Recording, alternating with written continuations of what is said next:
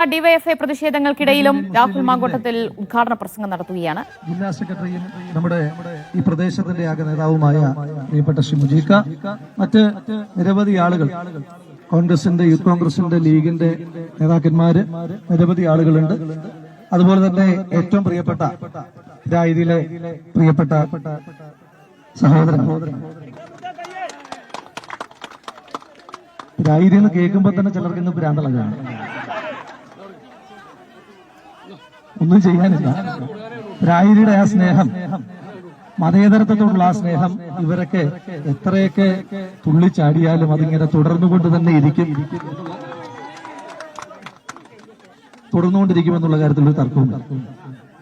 രായിരി എണ്ണി കഴിഞ്ഞു, മുനിസിപ്പാലിറ്റി എണ്ണി കഴിയുമ്പോഴും, കണ്ണാടി എണ്ണി കഴിയുമ്പോഴും, പാത്തൂർ എണ്ണി കഴിയുമ്പോഴുമല്ല ഐക്യ ജനാധിപത്യ മുന്നണിയുടെ മതേതരത്വത്തെ ചേർത്ത് പിടിക്കുന്ന ആളുകളാണ് ഈ നാട്ടിൽ നിന്ന് കടുത്ത വർഗീയ പ്രചരണങ്ങളെ അതിജീവിച്ചുകൊണ്ട് എല്ലാ കാലത്തും ജയിച്ചു പോകും.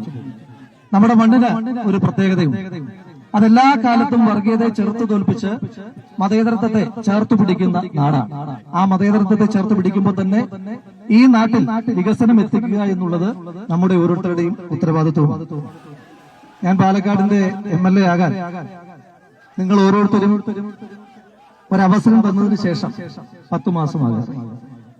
ഈ 10 മാസം കൊണ്ട് MLA ആയി പ്രവർത്തിക്കുവാൻ നിങ്ങൾ തന്ന അവസരത്തിന്റെ അടിസ്ഥാനത്തിൽ ഈ നിയോജകമണ്ഡലത്തിലാകമാനം ഒരുപിടി വികസന പ്രവർത്തനങ്ങൾ നമുക്ക് ഒരുമിച്ച് നടത്തുവാൻ കഴിഞ്ഞിട്ടുണ്ട്.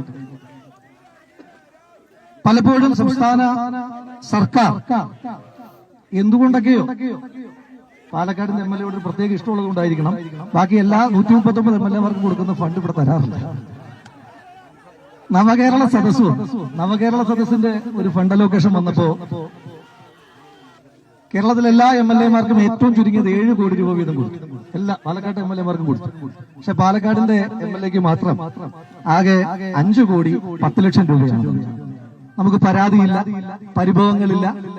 ആ 5 കോടി 10 ലക്ഷം രൂപ നവകേരള സദസ്സിന്റെ ഒരു പ്രത്യേക ഫണ്ട് എല്ലാ MLA-മാർക്കും കൊടുത്തപ്പോ ആ ഫണ്ട് വെച്ച് നമ്മൾ ഒരു പദ്ധതി നടപ്പിലാക്കുവാൻ തീരുമാനിച്ചത് നമ്മുടെ മേലാമുറി തൊട്ട് കുടൂർ വരെ നീണ്ടു നിൽക്കുന്ന ഈ ഒറ്റ സ്ട്രെച്ച് വിരാരി പഞ്ചായത്തിനെ മുഴുവൻ കവർ ചെയ്യുന്ന നമ്മുടെ ഏറ്റവും പ്രധാനപ്പെട്ട റോഡിന് വേണ്ടിയിട്ടാണ് നമ്മൾ 5 കോടി 10 ലക്ഷം രൂപ മാറ്റിവെച്ചത് എന്ന് സന്തോഷത്തോടു കൂടി പറയുവാൻ ആഗ്രഹിക്കുന്നു.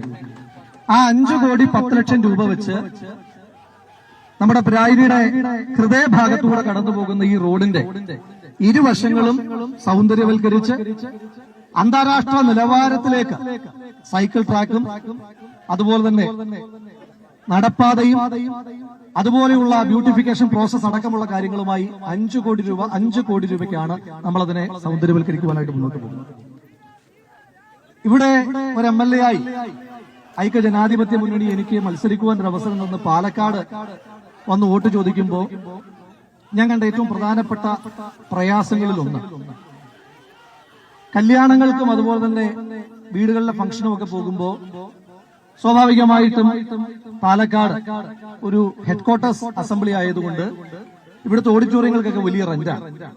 സാധാരണക്കാർക്ക് അവരുടെ മക്കളെ ഒന്ന് വിവാഹം കഴിപ്പിക്കണമെങ്കിൽ, അവരുടെ വീട്ടിലൊരു ഫംഗ്ഷൻ അവരുടെ വീട്ടിലൊരു പ്രധാനപ്പെട്ട ചടങ്ങ് നടത്തണമെങ്കിൽ ഈ ഭീമമായ തുക ഓഡിറ്റോറിയത്തിന് പലപ്പോഴും കൊടുക്കുവാൻ കഴിയാതെ വരും. അങ്ങനെ വരുമ്പോൾ ആ പ്രയാസം വളരെ ആഴത്തുള്ള ബുദ്ധിമുട്ടാണ് എന്ന് മനസ്സിലാക്കിയിട്ട് പാലക്കാട് MLA ആയ ഒരു അവസരം കിട്ടിയാൽ ആദ്യം ചെയ്യുവാൻ ആഗ്രഹിച്ച പദ്ധതികളിലൊന്ന് പാലക്കാട് നിയോജക മണ്ഡലത്തിലെ 3 പഞ്ചായത്തിലും മുനിസിപ്പാലിറ്റിയിലും MLA-യുടെ ഇനിഷ്യേറ്റീവിൽ വളരെ തുച്ഛമായ വാടകയ്ക്ക് റെന്റ് കൊടുക്കുന്ന ഒരു ഓഡിറ്റോറിയം, അത്യാധുനിക സൗകര്യത്തോടു കൂടിയ ഓഡിറ്റോറിയം നിർമ്മിക്കുക എന്നുള്ളതാണ്. അതിന്റെ ഭാഗമായിട്ട് പ്രായിരിൽ ഒരു ദിവസം പ്രായിരി പഞ്ചായത്ത് പ്രസിഡന്റും വൈസ് പ്രസിഡന്റും മണ്ഡലം പ്രസിഡന്റും അടക്കമുള്ള നേതാക്കന്മാർ പ്രായിരിൽ ഉണ്ടായിരുന്ന പഞ്ചായത്തിന്റെ ഓഡിറ്റോറിയം, ആ ഓഡിറ്റോറിയം ഒന്ന് നവീകരിക്കുവാൻ വേണ്ടി ഒരു 35 ലക്ഷം രൂപ MLA ഫണ്ടിൽ നിന്ന് അനുവദിക്കാൻ കഴിയുമോ എന്ന് ചോദിച്ചു. അപ്പൊ ഞാൻ പഞ്ചായത്ത് പ്രസിഡന്റിനോട് പറഞ്ഞു, പ്രസിഡന്റ്, നമുക്ക് ഏറ്റവും അത്യാധുനികമായ നിലവാരത്തോട് കൂടിയ ഒരു ഓഡിറ്റോറിയം ആ സ്ഥലത്ത് നിർമ്മിക്കാൻ നിങ്ങൾ MLA-യുടെ ആസ്തി വികസന ഫണ്ടിനും അതുപോലെ MLA-യുടെ ഫണ്ടുകൾക്കും വിട്ടുതരാമെങ്കിൽ നമുക്ക് പാലക്കാട് ജില്ലയിലെ തന്നെ ഏറ്റവും മികച്ച ഓഡിറ്റോറിയം നമുക്ക് പ്രായിരിൽ പണിയാമെന്ന് വളരെ സന്തോഷത്തോടു കൂടി തന്നെ പ്രായിരി പഞ്ചായത്ത് ഭരണസമിതി അത് പാസാക്കി ബോർഡിൽ വെച്ച് അനുവാദം തന്നു. അതിന്റെ അടിസ്ഥാനത്തിൽ നവംബർ മാസം തന്നെ പ്രായിരിയില് അത്യാധുനിക സൗകര്യത്തോടു കൂടിയ ഓഡിറ്റോറിയത്തിന് നമ്മൾ തറക്കല്ലിടുവാൻ പോവുകയാണ് എന്ന സന്തോഷ വാർത്ത നിങ്ങളെ അറിയിക്കുവാൻ ആഗ്രഹിക്കുന്നു.